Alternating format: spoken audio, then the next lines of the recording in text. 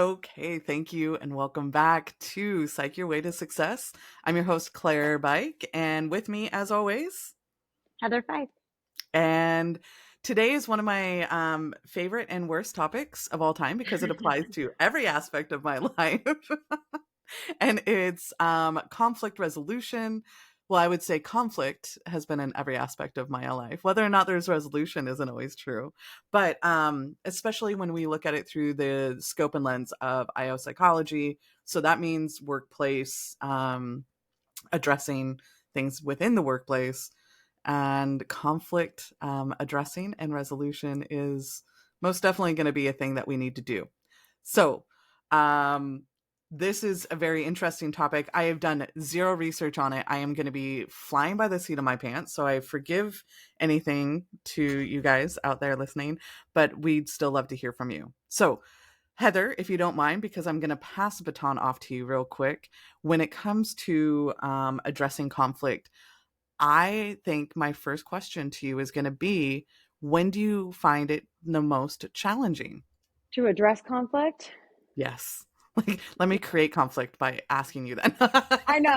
I'm like, I don't know why. You know what? Conflict is just something that is so, I think it's just like you want to like tiptoe around it sometimes. But Oh, I think yes. heading it straight on is so important. But I think when it when it comes from like, in my opinion, personality clashes or perceived favoritism, where it may or may not even be there.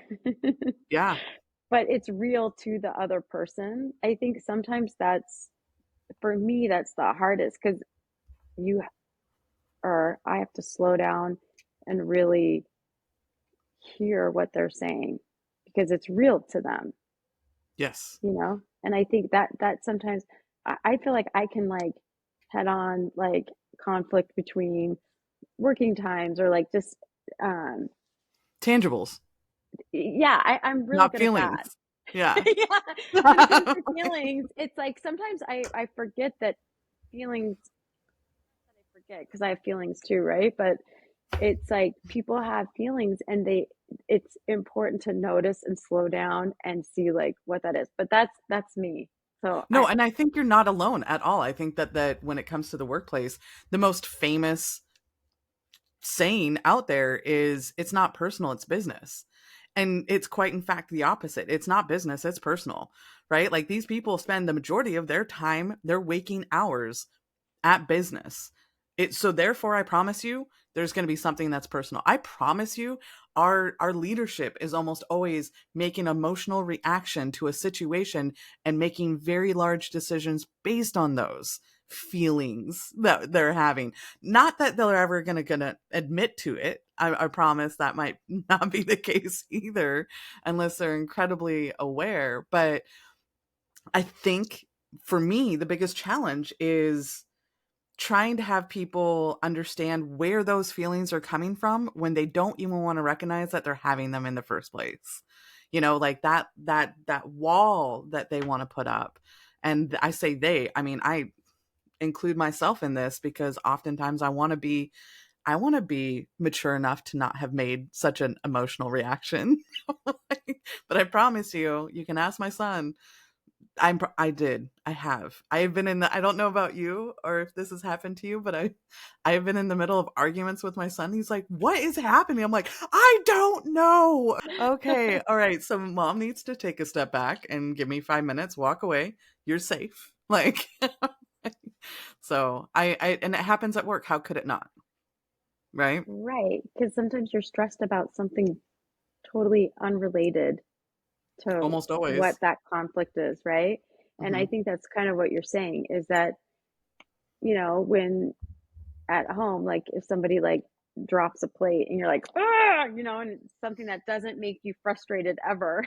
And they're like, Right. it's like, okay, wait, what is actually going on here? Because there Mhm. is something happening. And I think that's important. And having, back to the positive work culture, to have the ability to communicate and really understand somebody is key, right? Yeah. So, like, and being willing to communicate differently with different people, right? Because we're all not the same, you know. I like it when people just directly ask me, like, what's going Yeah. on? You know? So, and it's so funny because I'm sure you've encountered a lot of people that are like, please don't come at me directly because I find that very aggressive and I find it Yeah. offensive. Right. And I understand that. But like yourself, Heather, as you probably well know, I am one of those people that I'm like, hey, so what's going on? Like, and it gets me in trouble, understandably. It has lots of trouble actually, but, um, it is really hard to understand who you are. Like, I think that's self-awareness being key to being really good at conflict resolution is one of the things that I found to be super, super helpful is the higher your EI is, the higher your EQ is, whatever you want to call it, emotional intelligence. Um, the more self-aware you are, the more conscientious you are, the better you're going to do with this. So like wrapping back to like now that we understand that workplace conflict happens, and how understanding how to like maybe address it and resolve it is next. I think um that is one of them. Like I would say most definitely becoming more self-aware so that you can help. And then of course biggest part of EI is being aware of other people's emotions. Where are other people at? Like being able to recognize what people are seeing, saying, doing, things like that, and where they stand. Agree. I mean, that's so well said. I have no comments to add to that.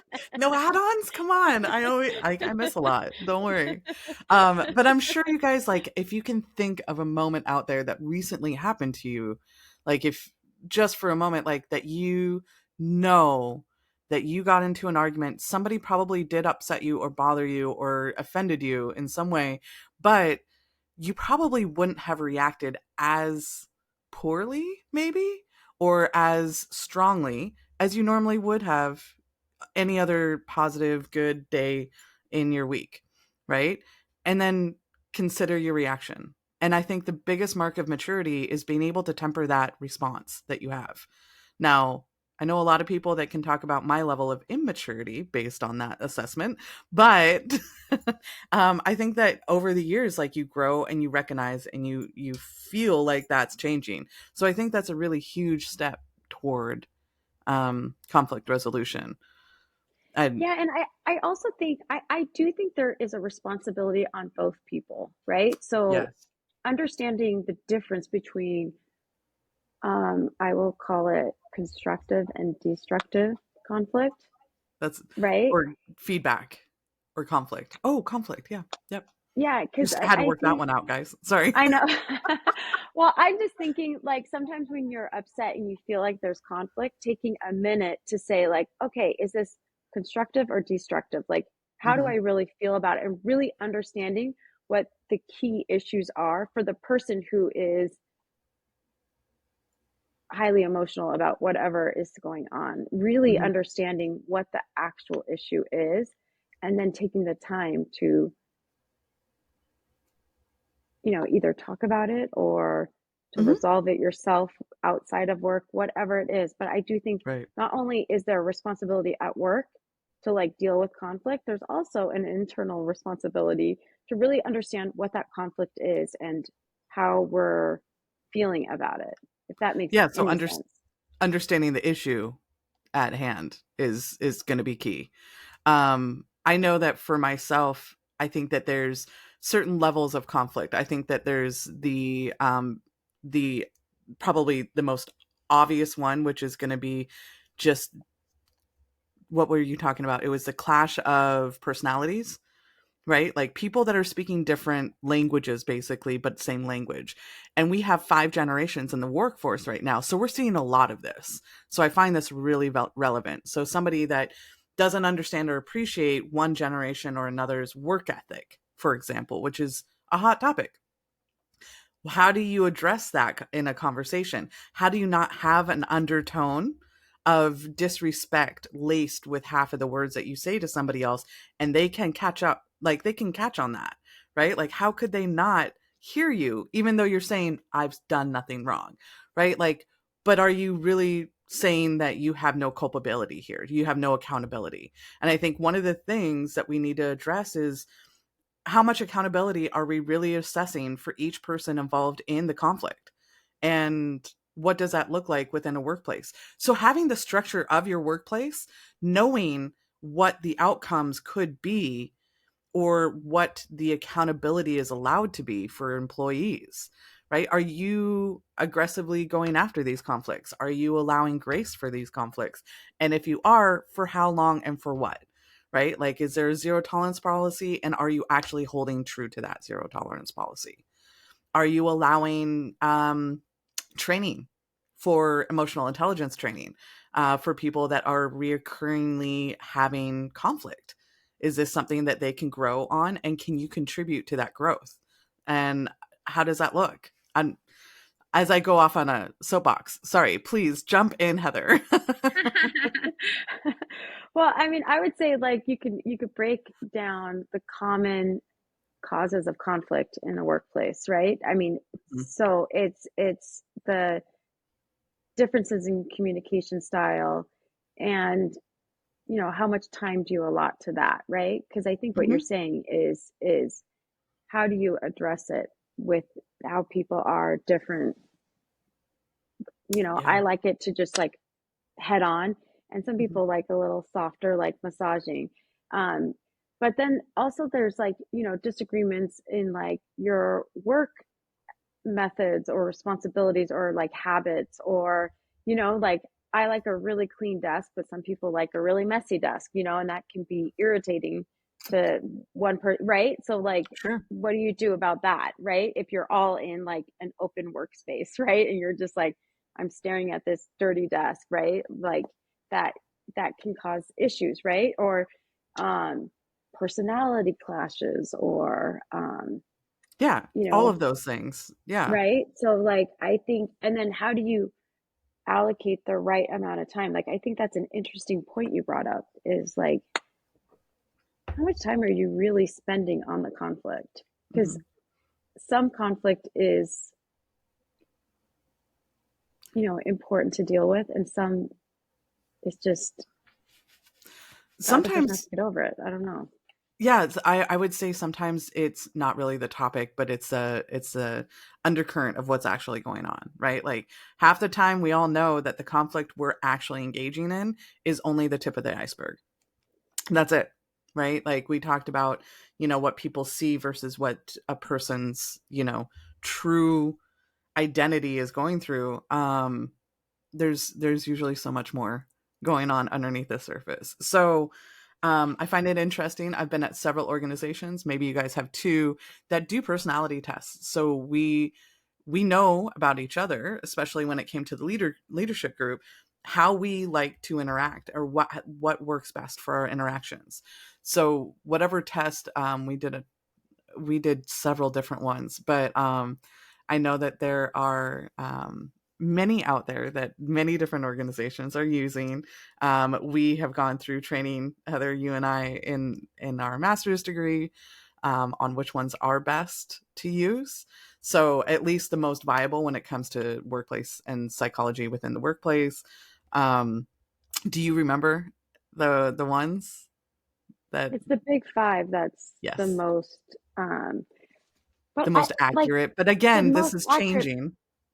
Yeah. Well, and not only that, like I don't think that there's like I've watched this one company, and everybody has like their blue, their red, their white, Yeah. like, oh, The I'm more white, I'm blocks. more bright, Yep. whatever that means. And I'm like Yep. listening to them, and it actually can work. So like like Mhm. I would say, even though the big five is the most um reputable one, Mhm. even doing anything is helpful to start that conversation. So Right. if I'm a red personality, then, I'm fire, or I'm this, or I'm that, right? And that Yeah. helps whoever's coming to me and saying, like, oh, I know, even if it's not totally accurate and it's not always accurate, like, Right. I think it's better to realize, oh, I'm going into a white personality or a red personality, like whatever you're using.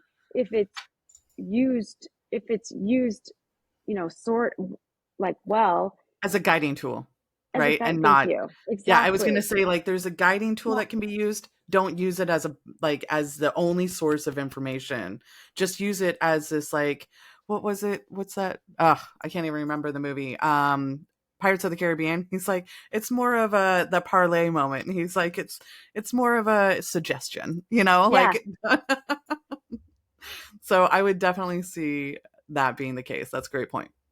Yeah, because I think it is helpful to know, oh, this is more of a soft-spoken person, is basically Hmm. what you're going for, right? And this is more of a big personality person. Like, and Hmm. just recognizing that and approaching the conflict situation differently is helpful.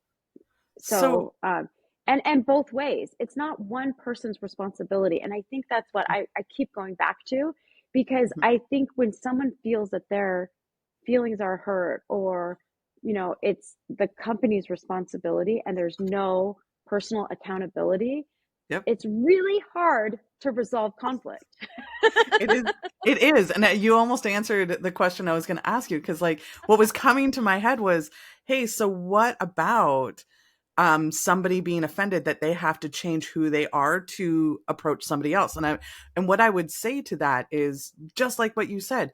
No, you have accountability to be a good human to another person, right? Like, that is the least we can ask you to do. And especially if you're in a leadership role, it's most definitely what you should be doing, is not just approaching people the way you feel like you do because that's who you are. You're not changing who you are to accommodate somebody else. All you're doing is being respectful. And there is a very large difference. You can have both. You can be respectful and be who you are while changing your approach to somebody, and it's still all okay. Like, you have not lost your personality and anything along the way. So, yes, sorry. Thank you so much for bringing that up, because it is pretty important. So what about any other tips or tricks, I would say, in addressing and resolving workplace conflict? I think it is still a place of work. And so Yes. always bringing it back to how it impacts the team or work is Excellent. important, so that there is focus on that. I mean, Mhm. I think sometimes we start going down this line of personal, Mhm. and it needs to, I think it needs to stay focused on what it is.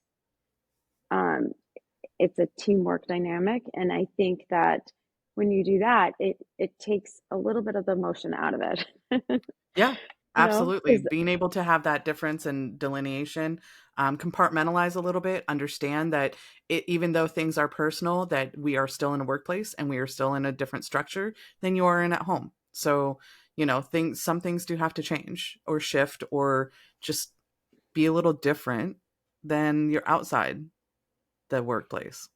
yeah, and so as people are both taking responsibility, the Hmm. workplace and the individual, then that's when you can actually brainstorm and come up with solutions, or Hmm. um, being able to, I'm going to say apologize, but or just recognize or um, Be understand aware the other of. person's viewpoint. Yeah, it's just Yeah. like, it's just acknowledgement, I guess, is what it is, right? Like, acknowledging when people feel heard, that actually like kills the conflict really quickly, right? If you Yeah. really understand how someone feels, then it it mitigates it to a level where you can understand and resolve it. And so I think the first thing that someone should do is really understand why that person is hurt.